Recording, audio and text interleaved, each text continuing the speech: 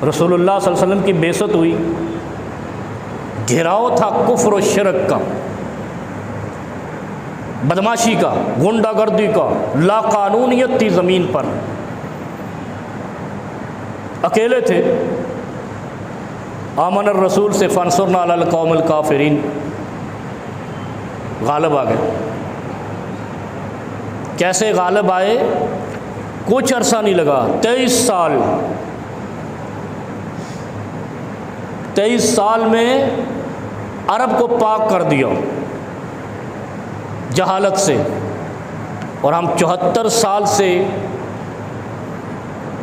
جاہلوں کا پیچھا کرتے ہیں۔ جو سب سے بڑا بدماش ہوتا ہے اس کو ووٹ دیتے ہیں۔ اس کا مطلب ہے ہم قرآن کو یا مانتے نہیں، یا پڑھتے نہیں، یا سمجھتے نہیں۔ اگر ان آیات کو پڑھا جانے لگے، اور ہم نے اس کا حل کیا نکالا ہے،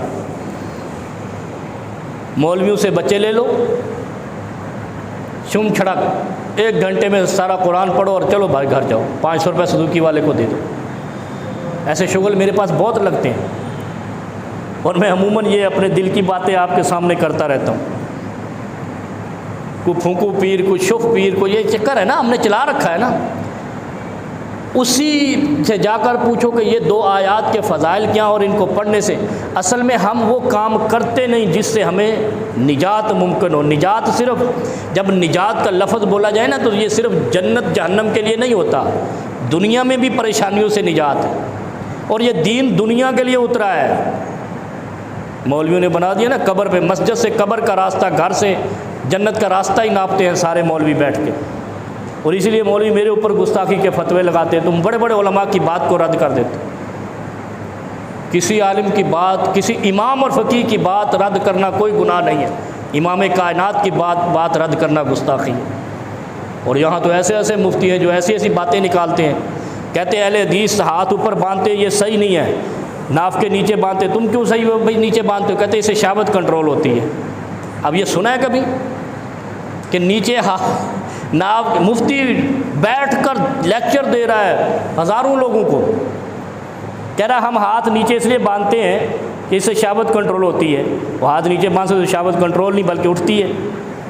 ایسے جاہل ہیں، کہتے ہیں سبحان اللہ، صحیح کہتے ہیں سبحان اللہ، کیا مطلب ہے؟ تیری بکواس سے اللہ پاک ہے، سیدھا جملہ ہے۔ اور یہ میں نے پچھلے جو میں بتایا تھا، سیدھی باتیں کر دیتا ہوں، کسی کو تکلیف ہوتی ہے تو ہوتی رہے، پیغام مصطفیٰ چلنا چاہیے، دنیا کی شکلیں دیکھ کر دین محمد تبدیل نہیں ہونا چاہیے۔ اگر ہم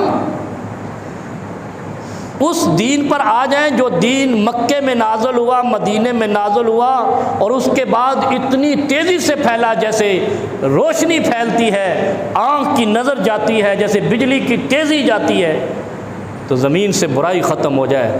اور برائی ختم ہوئی تھوڑے سے عرصے میں۔ حضرت ابوبکر صدیق رضی اللہ عنہ کا 2.5 سال کا دور ہے، اور پھر حضرت عمر فاروق آئے، اس نے تو کھینچ دیا کام کو۔ اس نے کہا ظلم زمین پہ نہیں رہے گا، فراڈ بھی نہیں رہے گا۔ سب سے بڑی سلطنت قائم کر دی۔